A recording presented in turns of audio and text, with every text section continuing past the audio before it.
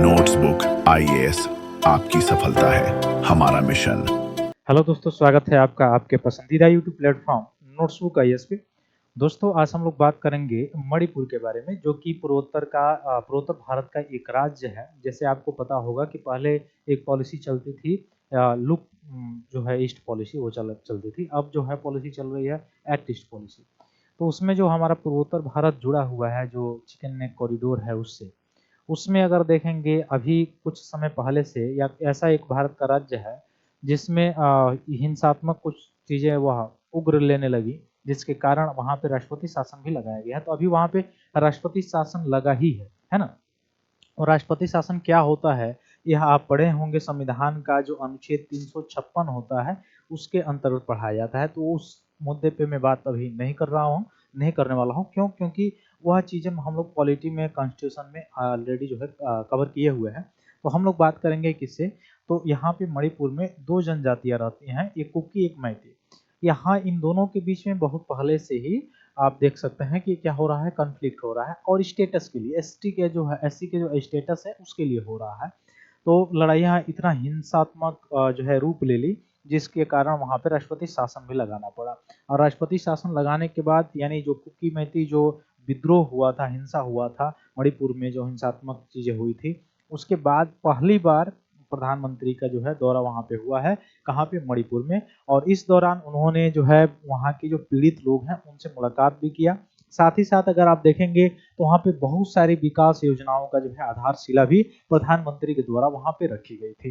ठीक है, तो उसके बारे में हम लोग चर्चा करेंगे। हम लोग इसके पीछे पॉलिटिकल क्या चीजें हैं उसके पीछे नहीं जाना है। कारण क्या है, हम लोगों को केवल वह चीज छान कर चाहिए जो चीज हमारे एग्जाम में इंपॉर्टेंट हो, जो हमारे परीक्षा में पूछा जाता हो। तो हम लोगों को यहाँ से केवल दो ही जानकारी मिलेगी कि मणिपुर जो है लोकेशन क्या है, किन किन राज्यों से सीमा साझा करता है, कौन सी नदी होके जाती है, अंतर्राष्ट्रीय सीमा इसका क्या है, कौन कौन जनजाति मुख्य रूप से रहती है। पर्वतीय पहाड़ी क्षेत्रों वाले भाग में हम लोगों ने इसका डिस्कशन तो पर्वतीय और पहाड़ी क्षेत्रों वाले के भाग में तो कर ही दिया है। तो ये लोकेशन, जियोग्राफिकल लोकेशन उसका पता होना चाहिए। साथ ही साथ हम लोगों को ये पता होना चाहिए कि जो मणिपुर है फिलहाल में, वह मणिपुर में क्या है, राष्ट्रपति शासन लगा हुआ है। और यह जो हम लोग पढ़ने जा रहे हैं उसमें एक कि प्रधानमंत्री का दौरा है। तो ये आपसे नहीं पूछेगा कि प्रधानमंत्री का दौरा कब हुआ, ये नहीं पूछेगा। आपसे ये पूछेगा कि वहां पे जो ये विकास शिलान्यास किया गया है, परियोजनाओं का जो शिलान्यास किया गया है, वह कौन कौन सी परियोजनाएं हैं जो मणिपुर में आधारशिला रखी गई है उसकी। ठीक ना। तो उससे संबंधित प्रश्न आपसे पूछे जा सकते हैं। तो केवल हम लोग वही चीजों का क्या करेंगे, डिस्कशन करेंगे। बाकी और सारी चीजें जो है पॉलिटिकल है या जो इकोनॉमिकल है, वो सारी चीजें हम लोग बहुत पहले जब मैती कुकी जो विद्रोह हुआ था उसमें हम लोगों ने कवर किया है।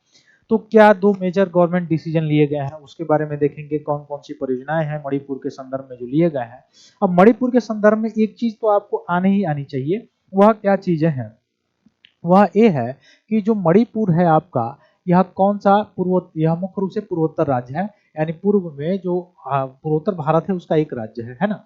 इसमें देखेंगे तो सबसे पहले ये म्यांमार से अंतर्राष्ट्रीय सीमा साझा करता है। किससे? म्यांमार से। इसमें आपने देखा होगा फ्री रिज्यूम भी चलता था पहले, लेकिन उसको 25 किलोमीटर एरिया तक, लेकिन उसको बंद कर दिया अभी हाल ही में बंद किया गया है जो गवर्नमेंट है उसके द्वारा।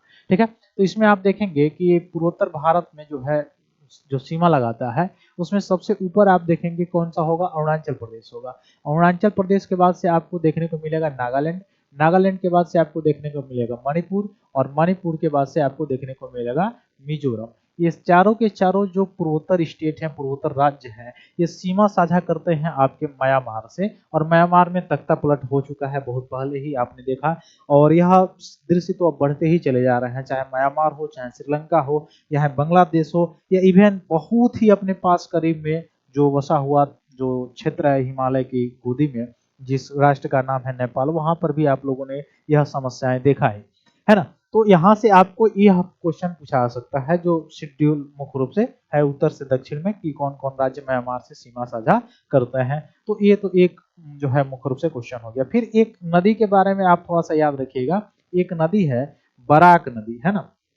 बराक नदी इन राज्यों से होके आती है और बांग्लादेश में जाके मिल जाती है मुख्य रूप से किसमें, मेघना में। और ये संयुक्त रूप से पद्मा और मेघना और ये बराक नदी मिलके बंगाल की खाड़ी में गिर जाती है। ठीक है, तो इससे संबंधित ये चीजें याद रखेंगे। बाकी परियोजनाओं के बारे में हम लोग देखें तो कौन कौन सी परियोजनाएं हैं, तो आपने देखा कि 2023 से मणिपुर में दो प्रमुख समूह जो थे मेटी और कुकी, यह मुख्य रूप से हिल समुदाय में रहने वाले जो हिली एरियाज में रहने वाले जो समुदाय हैं, इनमें हिंसा संघर्ष स्टेटस को लेके होना शुरू हो गया। ठीक है ना, हालांकि इसके पीछे और सारे बैकग्राउंड है, लेकिन उस पर हम लोग आज नहीं जाएंगे, जैसा मैंने पहले बताया।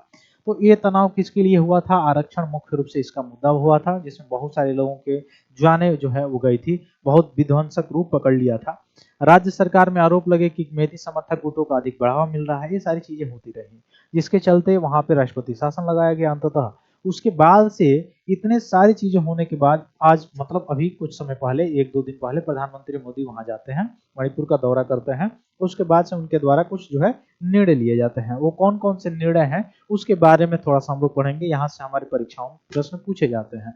तो वह निर्णय है कि मणिपुर के चुराचांदपुर और इम्फाल, मणिपुर की राजधानी भी कहाँ है, इम्फाल ही है, तो मणिपुर का जो चुराचांदपुर और इम्फाल है, इसमें 8500 करोड़ रुपए से अधिक अलग अलग परियोजनाओं का शिलान्यास किया गया, उद्घाटन किया गया है। इसमें वो कौन कौन सी परियोजना है ये इंपॉर्टेंट है, ये 8500 करोड़ रुपए इंपॉर्टेंट नहीं है। तो कहाँ पे किया गया है, चुराचांदपुर और इम्फाल में किया गया है। अब देखिए चुराचांदपुर में 7300 करोड़ से अधिक परियोजनाओं का जो है वह मुख्य रूप से अधिक रुपए की जो परियोजना है उसका आधारशिला रखा गया है।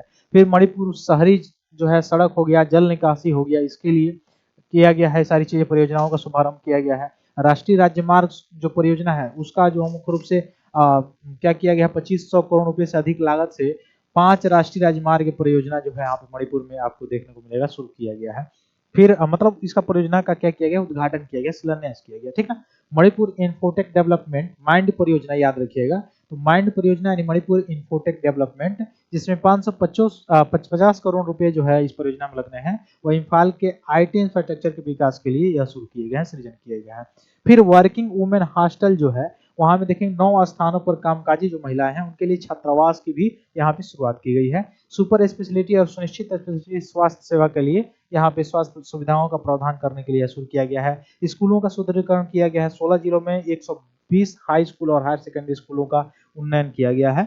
और कौन कौन सी परियोजनाएं हैं, तो उसमें आप देखेंगे कि मंत्री पोखरी में सिविल सचिवालय और ITSEZ भवन का नया पुलिस मुख्यालय यह मुख्य रूप से उद्घाटन किया गया। तो याद रखिएगा मंत्री पोखरी ये कहाँ पे है, मणिपुर में है। ठीक ना, दिल्ली और कोलकाता में मणिपुर भवन बनाने की बात की गई है, और 4 जिलों में इमाम मार्केट जो पूरी तरह से महिलाओं द्वारा संचालित होगा, ये इसकी भी संचालन करने की परियोजना यहाँ पे किया गया है। ठीक है, राष्ट्रीय राजमार्ग जो है खुलवाना, ये सारी चीजें मुख्य रूप से इसमें मुख्य रूप से इसका भाग है। और आगे बढ़ने से पहले हमें बता दूं कि अगर आप यूपीपीसीएस की तैयारी कर रहे हैं, प्रीलिम्स का पेपर देने वाले हैं, तो टेस्ट सीरीज लॉन्च कर दी गई है और स्पेशल ऑफर भी चल रहा है इस समय। आप चाहें तो 35 टेस्ट वाला या 20 टेस्ट वाला या 25 टेस्ट वाला बाइलिंगुअल ऑनलाइन ऑफलाइन जो भी आप परचेज करना चाहते हैं परचेज कर सकते हैं। अगर आप ऑफलाइन परचेज करना चाहते हैं तो दिए गए नंबर पर कॉन्टेक्ट कीजिए। ऑनलाइन अगर आप परचेज करना चाहते हैं तो प्ले स्टोर पर जाइए, गूगल प्ले स्टोर पे जाके नोटबुक एडू फॉर ऑल करके सर्च करेंगे, आपको हमारा ऐप दिखाई देगा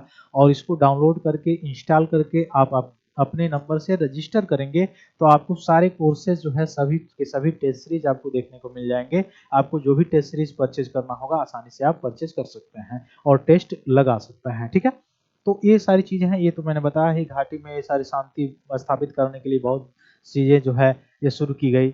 फिर विस्थापितों को राहत मिलने की बात की जा रही है, आर्थिक गतिविधियों को बढ़ाने की बात की जा रही है, राजनीतिक स्थिरता को प्रोत्साहन करने के लिए जो है इसमें राष्ट्रपति शासन भी लगाया गया, यह हमने बताया ही पहले। ठीक है, आप लोग कमेंट बॉक्स में बताएंगे कि कौन ऐसा राज्य है जिसमें सबसे ज्यादा बार राष्ट्रपति शासन लगाया जा चुका है। कमेंट बॉक्स में बिल्कुल बताइएगा, क्योंकि ये करंट का मुद्दा है। ऐसा इसलिए क्योंकि आपने पढ़ा होगा कि सबसे ज्यादा बार पंजाब में लगाया गया है, लेकिन अभी आप डिटेल्स में जाइए, अगर नहीं आपको ये आंसर आ रहा है गूगल पे सर्च कीजिए, कहीं से सर्च करके भी आप कमेंट में जरूर लिखिए कि सबसे ज्यादा राष्ट्रपति शासन किस राज्य में लगा हुआ है और कितनी बार लगा हुआ है। ठीक है, यहाँ से प्रश्न बन सकते हैं आपके। ठीक है, ये सारी चीजें हैं और कुछ नहीं है। और आप देखेंगे असम में भी कुछ परियोजनाएं लॉन्च की गई, बिहार की पूर्णिया में भी आपने देखा कि कुछ मुख्य रूप से जो हवाई अड्डा है उसको शुरू किया गया। तो और भी सारी चीजें हैं वो हम लोग देखेंगे आगे। तब तक के लिए बहुत बहुत धन्यवाद दोस्तों। जय हिंद। हेलो दोस्तों, नोट्सबुक आईएएस आपकी सफलता है हमारा मिशन के तहत लाया है बेहतरीन टेस्ट सीरीज का कलेक्शन, जिसमें यूपीएससी और स्टेट पीसीएस के प्रीलिम्स और मेंस के टेस्ट सीरीज उपलब्ध है, वो भी लोएस्ट प्राइस में।